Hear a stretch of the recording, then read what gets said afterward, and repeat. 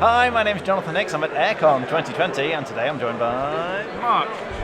Noah. Steve.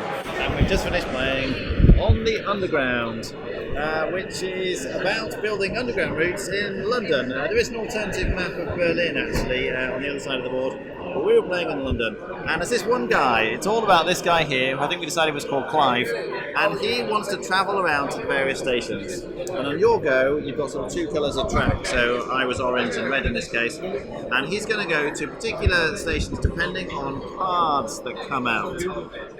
He will always go to a yellow station first. So you can see the yellow one is over here, which means he's going to go to there first. And then having gone to the yellow one, he will go to the closest grey one. So perhaps I'm just going to move this to help illustrative purposes. Let's imagine this was in the middle in Oxford Circus here. So you're then effectively adding to your routes. At the start of the game, you take your routes. You get four kind of track lays, if you like, as you on your turn. And you can see some of the spaces will only take one track, but some of them, like over here, will take multiple bits of track. You can start any way you like, but once you've started like this orange track here, you have to carry on one end or the other of the orange track. So I could add one here, and then I could add one down here. So I'm just taking 4 bits of track, and then I can lay down here, and you're going like this. If you want to branch off the side though, and not go off one at the end, you need these branching things. Every time you get to an ending station, you actually get 2 points and one of the branching things, or you can just take a branching things instead of laying one of your 4 bits of track. Once you've got 2, they allow you to branch. So you hand in a pair, and then you could take this, and I could branch off maybe and go this way and start a new route. But you're trying, once you've done all your various bits of track, to get the guy to follow your routes through to the station he wants to go to. In terms of scoring, as I say, you're going to get 2 points if you go to one of the red terminal stations. If you go through one of the National Rail collections, that gets you another point. You can connect the kind of matching pairs of these green things. So if you get the knife and fork here to the knife and fork here, that gets you some points. And if you do a circular route, you get points inside the circle. So you can see blue kind of did a circular route around here. For each station inside that route, they're getting points.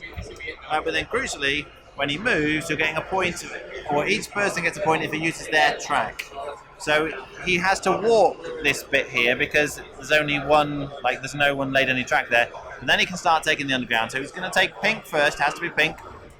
And that will get him all the way there. He will take the fewest number of lines he can. He doesn't want to change lines. But he hates walking. So if there's a route that will get him to where he wants to go, that might take him all the way around the board, but avoids walking even one stop, then he will take that route. So having done that one, he then goes to the closest grey one, which would be this one, which would be the pink route. So yeah. And it's interesting the way the different routes, sometimes it's not always obvious which route he's going to take. And it's a choice on your turn, you can decide which way he's going to go. But you're getting 1 point, as I say, each time he uses one of your lines. You keep going until all the cards run out, and then most points wins. What do we think? This is a decent route building game. I think we said very early on. Remember a game called Transamerica, which I played previously. Though that's more about connecting 2 cities that you've got the card for and using the routes. Essentially, the main thing about the game is getting other people on their turns to have to use your route. So there's a mixture between getting the rush to make sure you're getting the early points, connecting cards that are required now, and having the long-term infrastructure that you're blocking off routes so that it can only go via your route. So that's, they're going to pay you out in the long term. And that's a quite nice balancing act. Obviously there's mixed with hitting the stations, matching the utilities and stuff. And it all comes together in a nice, fairly simple and easy to teach package. I enjoyed it. It's a good, I guess. It makes you think, where do I want to go, working out where he wants to go, and particularly at the start. Your first kind of routes make a big deal as well, because what we discovered later on is that he always has to go on the yellow routes. So then putting tracks in the middle of that is quite valuable. And also, what I felt like could have been better with it was that I didn't build up as much. I still went, but I more went around the edge, whereas Mark, who won, he kind of won by making it in the middle, forcing other people to always use his routes because they were in the middle. But good game, enjoyed it. Yeah, it's quite thematic. If you've ever been to London and you're trying to get from, you've just got arrived at King's Cross and you're trying to get to Earl's Court or something, and you go up to the tube map and you go, I could go this way or this way, and you're trying to work it out. You've got that sort of feeling when you're predicting where the guy's going to go, effectively. But he's much lazier than you are. He will just go the most convoluted route possible to avoid walking any stops, which is sort of what you do as well. It's nice, it's thematic, it's thinky. It's got two potential issues. One of them is you can't plan your turn ahead.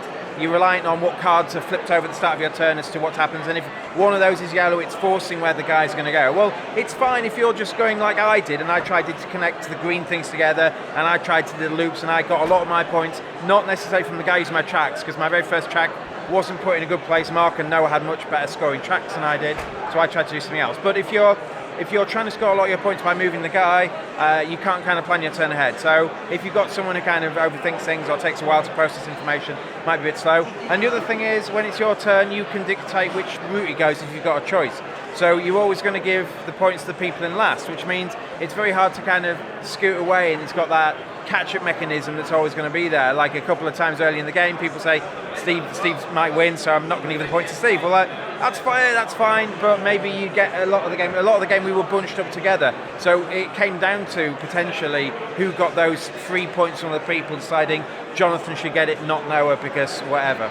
So I don't know. It's good. I'd play it again. 7.5 out of 10. 7 out of 10. Yeah, it's nice, but I think actually the thing about it, Steve's team issue is an issue for me, so I'd probably give it 6.5.